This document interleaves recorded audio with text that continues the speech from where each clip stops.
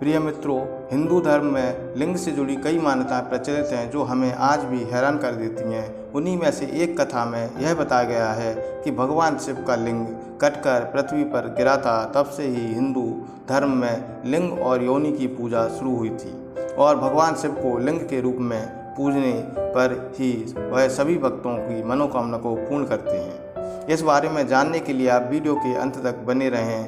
प्रिय मित्रों, शिव पुराण और लिंग पुराण में भगवान शिव के लिंग रूप की पूजा के बारे में कई उल्लेख मिलते हैं। इन पुराणों में यह भी बताया गया है कि एक श्राप के कारण भगवान शिव का लिंग कटकर धरती पर गिर गया था। तब से भगवान शिव को लिंग के रूप में पूजा जाने लगा।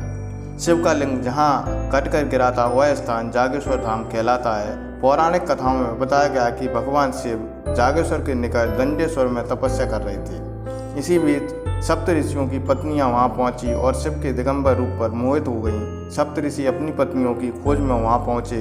उन्होंने पहचाने बिना नाराज होकर शिव को लिंग पतन का श्राप दे दिया। इससे ब्रह्मांड में उथल पुथल मच गई। बाद में देवताओं ने किसी तरह शिव को मनाया और जागेश्वर में उनके लिंग की स्थापना की। ऐसा माना जाता है तभी से शिवलिंग की पूजा शुरू हुई। इस पौराणिक कथा का विस्तार इस प्रकार भी बताया गया कि दक्ष प्रजापति के यज्ञ में माता सती के आत्मदाह से दुखी भगवान शिव ने यज्ञ की भस्म लपेटकर दारुक वन के जंगलों में स्वयं को समाधि में लीन कर लिया। इसलिए वह जगह शिव की तपस्थली के रूप में जानी जाती है। इन्हीं जंगलों में वशिष्ठ ऋषि आदि सहित सप्त ऋषि उनकी पत्नियों सहित कुटिया बनाकर तप करते थे। एक बार भगवान शिव दिगंबर अवस्था में ध्यान में लीन थे। उस दौरान इन सप्तऋषियों की पत्नियां जंगल में कर्णफूल, फल तथा लकड़ियां आदि के लिए गई थीं। तो उनकी नज़र शिव के दिगंबर स्वरूप पर पड़ी। भगवान शिव के पुष्ट शरीर को देखकर सप्तऋषियों की पत्नियां शंकर भगवान पर मोहित हो गईं। शंकर भगवान अपनी तपस्या में लीन थे।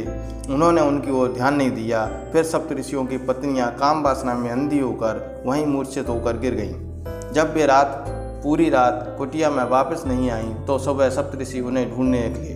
तब सप्तऋषियों ने देखा कि शिव समाधि में लीन है और उनकी पत्नियां वहां मूर्छित पड़ी हैं। तो उन्हें लगा कि भगवान शिव ने उनकी पत्नियों के साथ व्यभिचार किया है और इस आशंका में उन्होंने भगवान शिव को श्राप दे दिया और कहा कि तुमने हमारी पत्नियों के साथ व्यभिचार किया है, अतः तुम्हारा लिंग तुम्हारे शरीर से तुरंत अलग होकर गिर जाए।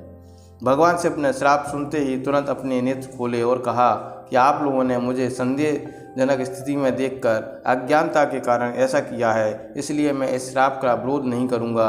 मेरा लिंग स्वतः गिरकर इस स्थान पर स्थापित हो जाएगा। तुम सभी सप्तऋषि भी आकाश में तारों के साथ अनंत काल तक लटके रहोगे। लिंग के शिव से अलग होते ही पूरे संसार में कोहराम मच गया। ब्रह्मदेव ने संसार को इसके प्रकोप से बचाने के लिए शिव को माँ पार्वती की उपासना करने के लिए कहा।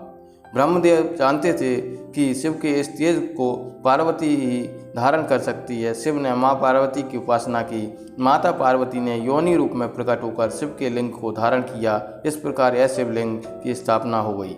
पौराणिक मान्यताओं के अनुसार सभी शिवलिंग का पूजन जागेश्वर से ही प्रारंभ हुआ था। मानसरोवर की यात्रा पर निकलने वाले यात्री इस धाम की अर्चना करके आगे बढ़ते हैं। यहाँ करीब 200 से अधिक मंदिर हैं। जागेश्वर धाम अल्मोड़ा से 39 किलोमीटर दूर देवदार के घने जंगलों के बीच बसा हुआ है। ऐसी मान्यता है कि यहाँ भगवान शिव का जागृत स्वरूप विद्यमान है। दोस्तों, वीडियो पसंद आया हो तो कमेंट बॉक्स में जय श्री राम अवश्य लिख दें। धन्यवाद।